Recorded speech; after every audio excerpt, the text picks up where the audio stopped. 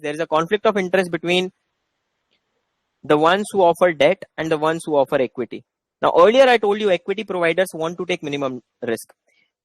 Now tell me, if you give me a loan, right? Let's just say you give me a loan of 100K at 10%, or there's another alternative wherein you provide me with 100K as equity, which means whatever profits I generate, it's going to be yours. Where would you want me to take more risks? If you give me a loan, would you want me to take risks?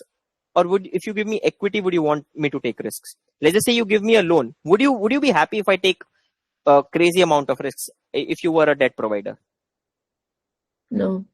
No, right? Because it's essentially debt. Your upside is capped over here. You're only going to make 10%. And if I lose the entire amount, let's just say I borrow from you and everything is lost, I go bankrupt, your entire amount is lost. But you would be happy if I take calculated risk as an equity.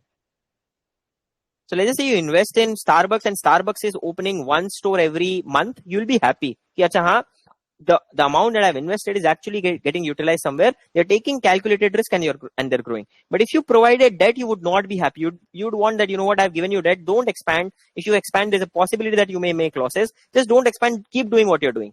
So a debt provider is less risk taker than an equity. So they are more risk takers. But when I compare equity against board of directors, the situation flips. Equity provider then becomes less risk taker than board. So the risk is basically debt providers take the least risk.